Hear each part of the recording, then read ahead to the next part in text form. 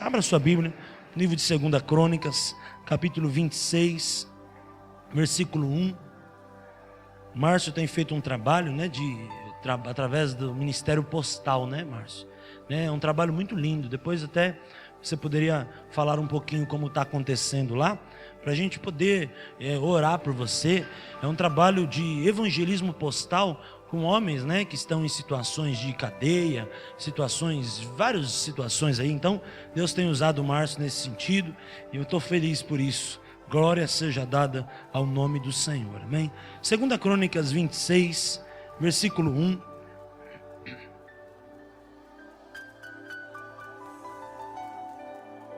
Quero meditar sobre o tema edificação espiritual. Senhor, diante da Tua palavra nós estamos. Peço a Tua inspiração, Tua sabedoria. Tua graça nos basta, porque a Tua graça nos fortalece, e quando somos fracos, então somos fortes. E não é a nossa fraqueza que se fortalece no Seu poder, mas é o Seu poder que nos fortalece em nossas fraquezas. Por isso nos ajuda, Espírito Santo, a meditar, a crescer na graça, no conhecimento da Tua palavra. Aqui é uma letra, somente ela nos mata, mas a vida dela nos traz vida, nos cura, nos restaura, e que a Tua palavra venha com uma unção, de uma forma revelada esta noite, e o Teu nome, ó Deus, seja glorificado, exaltado, em nome de Jesus, amém, amém. A Bíblia diz assim, irmãos, falando sobre o reinado de Uzias: então todo o povo tomou a Uzias, que era de 16 anos, e o fez rei em lugar de Amazias, seu pai. E edificou a Elate e restituiu a Judá, depois que o rei adormeceu com seus pais. E Uzias, de 16 anos, quando começou a reinar, e 55 anos reinou em Jerusalém, e o nome da sua mãe era Jecolias, e de Jerusalém. E fez o que era reto, grave bem essa frase, aos olhos do Senhor. Diga comigo, e ele fez o que era reto aos olhos do Senhor. E depois diz assim, conforme uma comparação, segundo aquilo que o fez Amazias seu pai, porque deu buscar a Deus. Olha o sentido de ele fazer as coisas dedicadas. Buscou a Deus nos dias de Zacarias, sábios nas visões de Deus. Eu profetizo que visões de Deus virão sobre a sua vida. Tudo se começa quando buscamos a Deus, grave isso. Uma edificação espiritual é quando se busca o Senhor. A Bíblia diz, buscar-me-eis e me achareis, quando me buscar de todo o vosso coração. E diz assim, que Zacarias, que era o sumo sacerdote, era sábio. Então, aqui duas lições, A edificação espiritual quando nós andamos na sabedoria. Porque a Bíblia diz, diga-me com quem você anda, eu vou dizer quem você é. Isso é um provérbio, mas é um texto da palavra. Se eu andar com um escarnecedor, me tornarei um escarnecedor. Se eu andar com um homem de Deus, me tornarei um homem de Deus. E aqui é interessante que nos dias do sumo sacerdote Zacarias e aquele homem de Deus, eles se levantaram e disse que ele era muito sábio. Interessante a sabedoria, irmãos. Se nós queremos edificar uma vida espiritual, nós precisamos de sabedoria. Buscar a Deus, porque Ele é fonte de sabedoria. E toda sabedoria que vem do alto, segundo Tiago, é pura. Sabe o que é puro? Aquilo que não tem mistura. Sabe o que é puro? Aquilo que é genuíno. Aquilo que vem de Deus para a sua vida é puro. Aquilo que o homem estabelece sobre a tua vida pode ter pureza, mas tem algo que vem do homem que se mistura. Mas quando Deus dá algo puro. Esse homem, quando busca Deus, ele se propõe a buscar Deus, ele busca a sabedoria, porque ele entende a pureza que há na sabedoria. E a pureza fala de algo que vem limpo, algo que vem tremendo do trono de Deus, algo que muitas vezes é mais difícil de descer, mas é aquilo que traz vida. Muitas vezes você prefere pegar um suco de uva, não tomar como você toma na ceia puro, você prefere diluir na água e pôr o açúcar, porque ele fica mais, até mata mais a sede. Mas o suco saudável mesmo é o suco puro, é o suco integral. Da mesma forma a sabedoria de Deus, quando você recebe ela pura, mesmo que você não receba ela em grandes quantidades, mas a quantidade que você recebe, ela é poderosa para transformar a sua vida. Eu vejo que esse homem de 16 anos, ele talvez não tinha muitas experiências, talvez não tinha muita noção do que era reinar, talvez o que ele conhecia é porque, nós já lemos, porque o pai dele, Amazias, foi também rei. Mas interessante que ele se propõe, Ele disse com a idade dele: não vou olhar para a minha idade, não vou olhar o que estão dizendo, não vou olhar para a minha limitação física, eu vou lutar. Porque eu acredito que quando Deus, aqui digo eu, coloca algo na mão de alguém, aquele algo é irrevogável. E Deus não erra o endereço. Deus, quando falou: meu filho, é com você que eu tenho uma obra, Deus não falou: enganei, era para ter falado para o outro. Não, Deus, quando entrega uma palavra, quando confirma, quando libera uma palavra, dá uma promessa para um crente, Deus não erra o CEP, irmãos. O CEP é certo, o endereço é correto. Da mesma forma, quando esse homem se propôs a buscar Deus, ele diz assim: se Deus me deu, eu vou fazer. Grave isso no teu coração. Quando a sabedoria de Deus é derramada, acredite, é com você que Deus tem uma obra. É com você que Deus vai falar no teu coração e através do teu coração. É com você que Deus tem um chamado e um propósito. Deus não erra. Esse homem, ele diz: eu vou para cima. Ele diz assim: eu acredito, eu determino. E a palavra determinar, quando é conjugada, é a determinação. Determine com ação. É a forma de agir determinando, com agir com fé.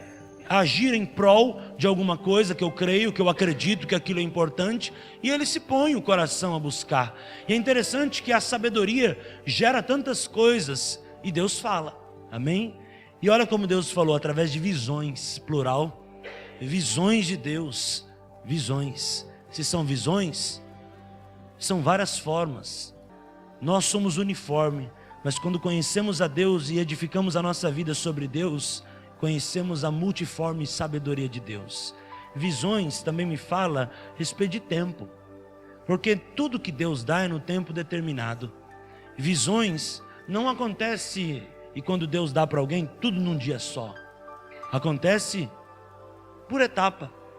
Uma visão hoje, amanhã outra. Então, quer dizer que ele se dedicou no processo de restauração até encontrar as visões para entender o que Deus tinha como propósito na sua vida. Irmão, eu preciso entender, e você também. Minha irmã, você precisa entender, e eu também, que nós, quando recebemos uma visão de Deus, nós não podemos nos apressar. Porque a Bíblia diz que toda visão é para o tempo determinado. Segundo Abacuque, ela pode tardar, mas ela não vai falhar. É interessante que muitas vezes eu vejo crente que recebe uma visão, já sai correndo. Calma, irmão. Aquela visão é apenas o começo da história. É como a dinâmica que fizemos aquela vez no GEV. Não sei nem se foi você ou a Ludmila que fez do cavalo. Ludmila, ela passou para nós um cavalo, para nós montarmos um cavalo. E nós estávamos falando sobre trabalho em equipe. E um tinha a perna do cavalo, um tinha as costas, um tinha a cabeça. E é interessante que um pegou a cabeça e nem sabia mesmo se era cavalo ou não. E já falou: é o cavalo, não sei o quê. O outro pegou o pé, já falou que era o jegue. O outro pegou o outro, falou: não, isso aqui é um burro, isso aqui é um jumento. Até que depois a equipe começou a parar, juntar as visões e montou o cavalo. Mas demorou para montar o cavalo, hein? Visões é algo que vem com o decorrer do tempo. Se nós queremos edificar nossa vida, eu estava lendo esses dias sobre esse texto, nós precisamos ser sábios nas visões que Deus dá. Porque, irmãos, o imediatismo só tem a fazer a nossa vida espiritual estragar. O imediatismo só tem a fazer com que as coisas que Deus tem nos dado a gente estrague. Não, irmãos, é algo limitado. É doses, é doses. Deus trabalha com doses, irmão. Deus trabalha com dose. Deus prefere trabalhar, como um médico disse, com uma de 3 em 3 horas, do que aquela pessoa que fica 12 horas sem comer e na hora que ela come, ela arrebenta. Deus vai trabalhar na vida espiritual, irmão, de passo em passo. O mundo, ele modernizou, o tempo acelerou, o pensamento acelera, mas Deus continua sendo Deus. Deus continua trabalhando com o processo. Deus continua trabalhando com o tempo. E muitas vezes as coisas acontecem não da forma que nós queremos, no tempo de Deus. E ele aprendeu, nesses 55 anos, reinar, e ele aprendeu a buscar o Senhor. Amém, amados? E ele se buscou o Senhor nas visões, e no dia em que buscou o Senhor, Deus o fez prosperar. Irmãos, não tem como não prosperar se não tiver na visão de Deus. Se você está na visão de Deus, você é obediente, você prospera. Um pastor disse para mim hoje: pastor, eu posso falar um minuto com você? Eu falei: pode. Ele falou: tem um irmão lá da igreja e eu preciso de uma orientação tua. Eu falei: pode falar. Eu queria ouvir mais uma opinião. Eu falei, manda pau. Ele faz isso, faz isso, faz isso, faz isso, faz aquilo, faz aquilo, faz aquilo, e faz aquilo, mas não faz aquilo. E a vida dele é uma bagunça. Eu falei, irmão, é porque ele não faz aquilo. Porque o camarada que obedece 99% é desobediente, segundo a palavra. A obediência é 100%. Obediência é retidão. E quando a Bíblia diz que ele fez o que era reto, ele fez o que era justo. Retidão fala de justiça, e justiça fala de reino, e reino fala de governo. Então, quando aquele moço do pastor fez tanta coisa boa, mas não fez, ele desobedeceu. Irmão, quanto à desobediência, não tem oração que resolva. Só vai acontecer milagres quando houver a posição. Esse homem de Deus, Uzias, reina e prospera porque ele entra no propósito de Deus. Nós não podemos esperar que Deus entre no nosso propósito e na nossa jogada, no nosso esquema. É nós que queremos edificar uma vida espiritual que temos que entrar no esquema de Deus. É nós que queremos edificar uma vida abençoada que temos que entrar no propósito de Deus. A mesma forma quando uma pessoa vai casar.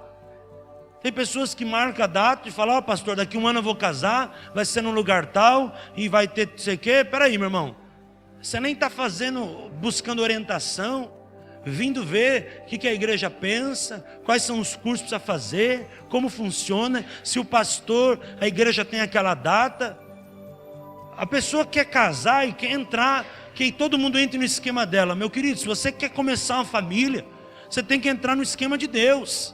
Você tem que obedecer, fazer o curso de noivos, terminar, obedecer. Porque quando você entra no esquema de Deus, você vai fazer tua vida prosperar. Não queira mudar a Deus, mude você. Ele não é homem para que minta, nem filho do homem para que se arrependa. E se ele determinou, está determinado. E a Bíblia diz 2 coisas. Estava falando ali na empresa esses dias, ontem, cedo, que eu fui numa empresa aqui perto.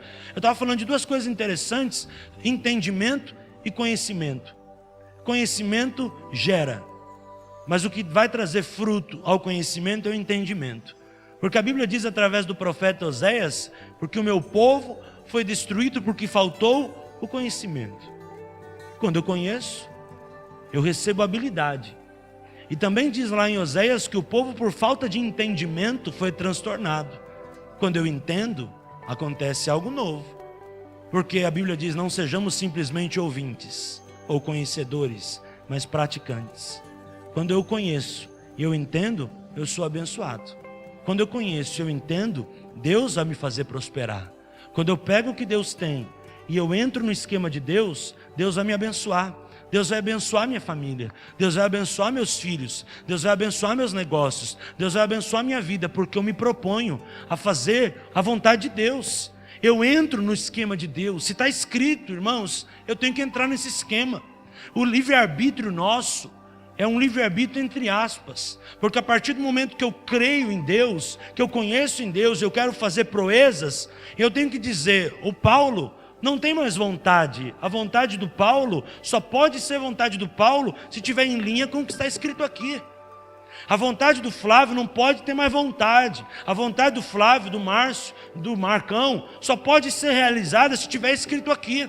Deus vai nos fazer prosperar quando nós entrarmos nisso aqui, que é a palavra dele, entrarmos de cabeça e entrarmos no jogo de Deus, no plano de Deus, na esfera da autoridade de Deus, no governo de Deus, e assim Deus vai nos fazer prosperar. Irmãos, que nós possamos edificar a nossa vida espiritual, que nós possamos edificar nossa família no Espírito, que nós possamos edificar, porque algo tremendo é conhecer, mas melhor ainda é entender. Conheçamos, é bom, mas prossigamos em conhecer, em entender, é melhor, porque a sua vinda é certa, virá como chuva serôdia que rega a terra. Conhecimento é plantação, entendimento é chuva serôdia, vai regar, você vai regar, consequentemente vai haver colheita. Eu profetizo sobre a tua casa, colheitas de Deus, que essas visões que Deus está te dando na sua vida, possa fazer você prosperar, possa te abençoar, possa te dar graça, possa te dar milagre, possa trazer vitória sobre a tua vida, em nome de Jesus. Versículo 6, ele saiu e guerreou contra os filisteus, quebrou o muro de Gate, o muro de Jabiné, muro de Asdod, edificou cidades em Asdod entre os filisteus, e Deus o ajudou contra os filisteus, contra os arábios. Aqui é outra lição: não é eu que ajudo Deus, é Deus que me ajuda. Eu vou lá porque Deus conta comigo, mas eu conto muito mais com Deus do que Ele conta comigo. E Deus o ajudou.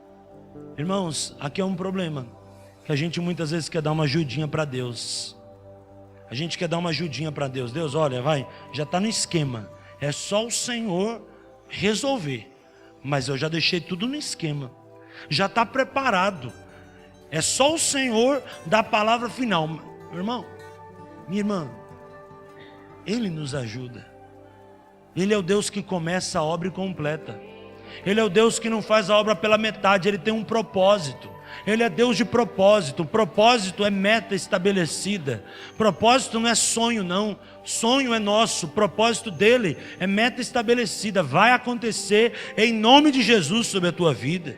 E Deus o ajudou contra os filisteus, contra os arábios que habitavam em Gur-Baal, e contra os meunitas, e os amonitas deram presentes a Uzias, e o seu renome foi espalhado até a entrada do Egito, porque se fortificou altamente. Também Uzias edificou torres em Jerusalém, a porta da esquina, porta do vale, ângulos fortificou, edificou torres no deserto, cavou poços. Olha a fé desse homem, irmãos, porque fé sem obras é morta. Então olha as obras para a gente conhecer a qualidade da fé de Uzias. Fez tanta coisa. Versículo 11: tinha também Uzias um exército de homens destros nas armas, que saíam à guerra em tropas, segundo o número da lista feita por mão de Jeiel, chanceler, e Maacéias, oficial, debaixo das mãos de Ananias, um dos príncipes do rei. Todos os números do chefe dos pais, varões valentes, era 2.600. Olha quantos trabalhavam com ele.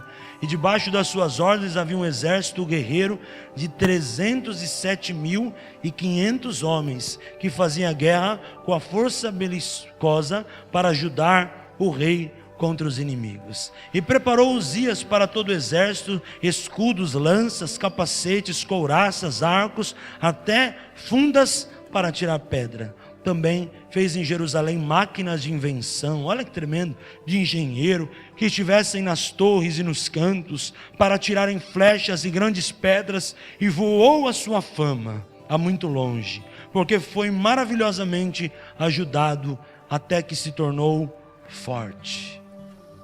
Amém. Eu declaro isso sobre a sua vida. Eu declaro isso sobre a sua casa. Eu declaro tudo que lemos aqui sobre a tua família. Que você possa conquistar e você possa fazer algo tremendo. E o nome do Senhor possa te levar para lugares onde você nunca pisou. Estratégias que você nunca teve, Deus possa te dar. Que possa ver sobre a tua vida, como Uzias, uma unção de empreendedorismo. É interessante que diz que o pai dele tinha homens com ele, mas ele tinha não sei quantas vezes mais. Era mais do que porção dobrada, era mais do que algo que ele imaginava. Deus o fez prosperar. Mas eu queria que você, eu não vou demorar muito a mensagem, entendesse o final da frase do versículo 15. Porque foi maravilhosamente ajudado, até que se tornou forte. Como que você vai lidar com o sucesso que Deus vai te dar? Ele foi ajudado, até que se tornou forte. Até, fala de limitação. Um dia, não foi mais bem assim. Como nós lidamos com o sucesso que Deus nos dá? Como disse domingo, como nós lidamos com a unção após Deus nos usar? Porque antes de Deus nos usar, nós sabemos que não somos nada, que somos dependentes, precisamos, trememos na base. Mas depois que Deus nos usa, onde a plateia diz, que palavra, hein? Parabéns, tremendo, você e o elogio vem. E como nós lidamos com o elogio? Como nós lidamos com o sucesso ministerial? Como nós lidamos com o sucesso profissional? Todo mundo da tua empresa, o celular não toca, o teu celular não para de tocar. Ninguém na empresa bate meta, mas você bate meta. Todo mundo na tua família está contando moeda, você está prosperando. Todo mundo aí está vendo o que fazer para sair da crise, você já está vendo algo a conquistar, Deus está te abençoando. Como nós lidamos com o sucesso? Porque tudo é poderoso, tudo é tremendo, e quando se busca Deus, Deus nos faz prosperar. Mas estava falando com um pastor hoje que casou meu pai. E ele tem filhas na Inglaterra, e a filha dele era pianista da igreja metodista no tempo em que eu nasci. E ele estava me contando que esteve com ela na Inglaterra e pregou numa igreja, e estava me contando de um pastor de renome, não vou falar por ética, que tinha uma igreja na Inglaterra de mais de 15 mil pessoas. Mas Deus o fez prosperar, e hoje essa igreja não passa de 30, 20 pessoas. Como nós lidamos com o crescimento explosivo? Como nós lidamos e vamos lidar com as bênçãos que Deus vai nos dar? Como nosso caráter vai tratar tantos milagres que Deus quer nos dar? Como estava dizendo aos pastores semana passada, onde estava viajando na Bahia, Deus prometeu que aqui iria soprar um avivamento. Como vocês vão lidar com esse pós-avivamento? Que todo mundo vai ligar para vocês para saber o que está acontecendo aí. Vem ministrar sobre nós, porque nós queremos isso. Como que nós lidamos quando todo mundo nos coloca em cima da bandeja e parece que nós somos o prato principal da festa?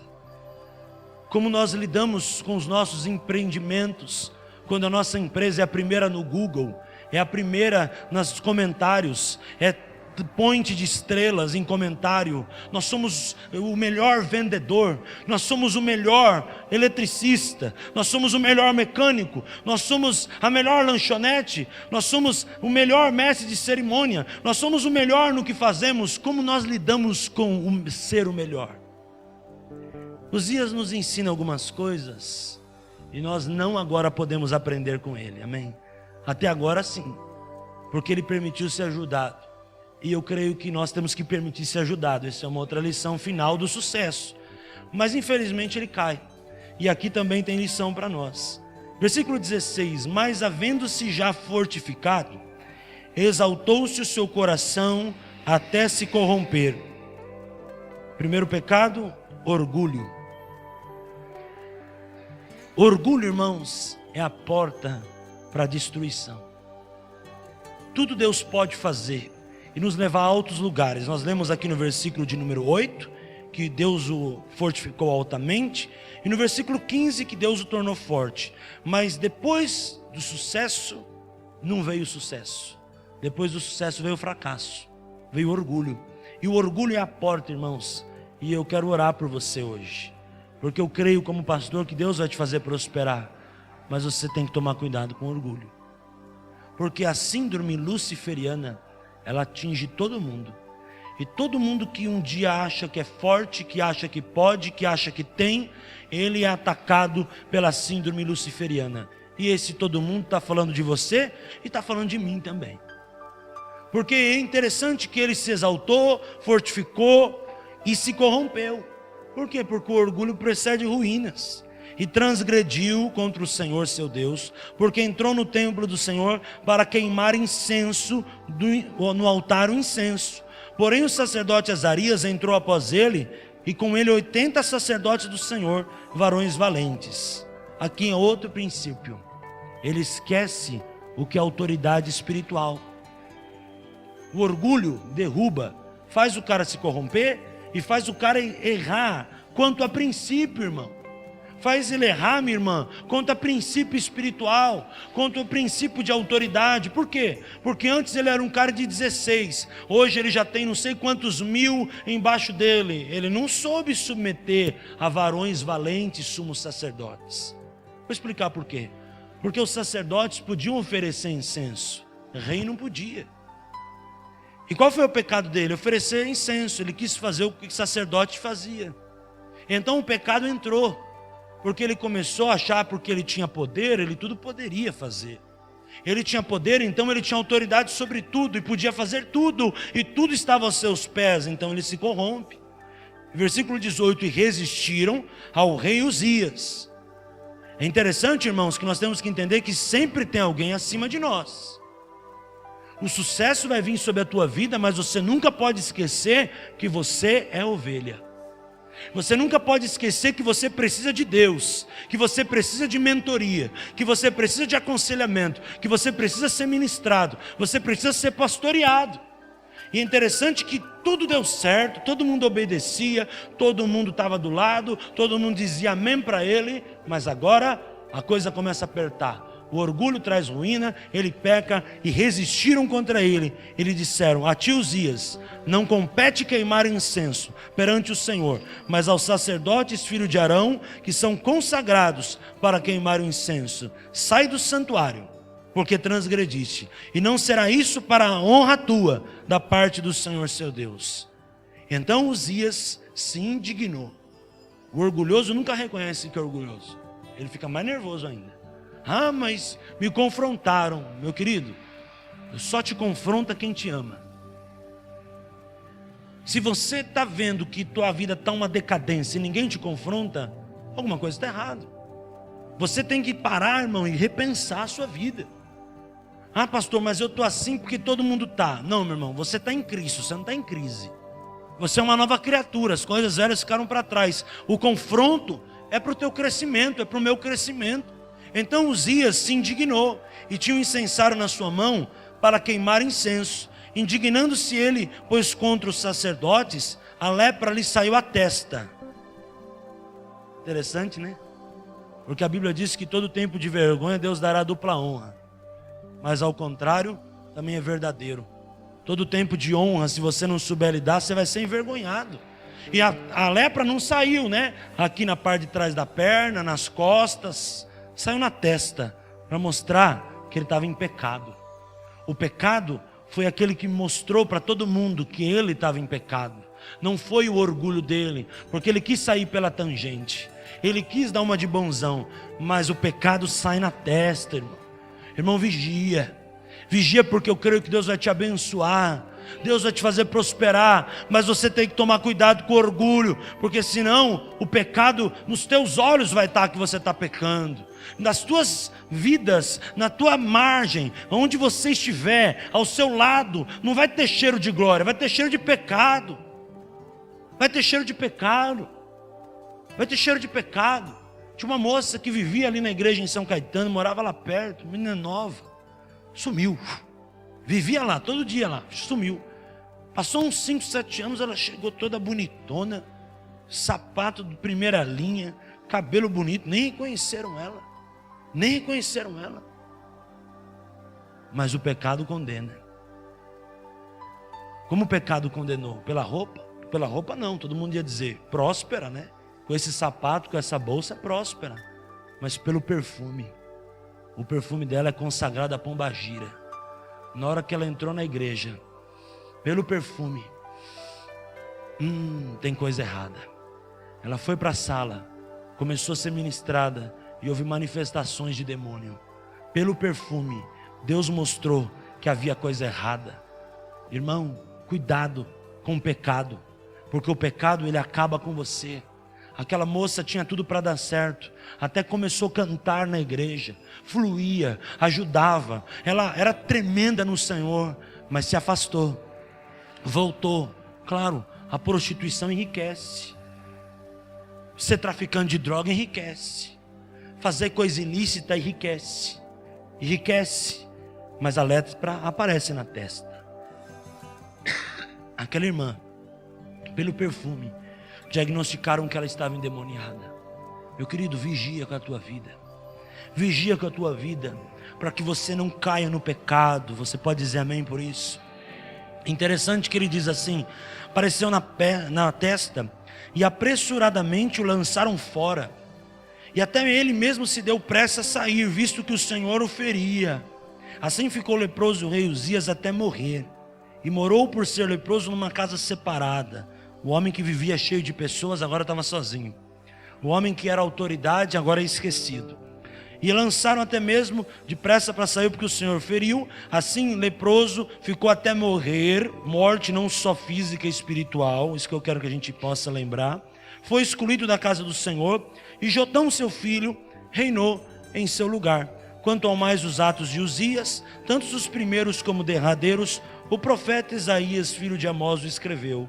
E dormiu Uzias com seus pais, e o sepultaram com seus pais no campo do sepulcro, que era dos reis, porque disseram: leproso é, e Jotão seu filho reinou em seu lugar.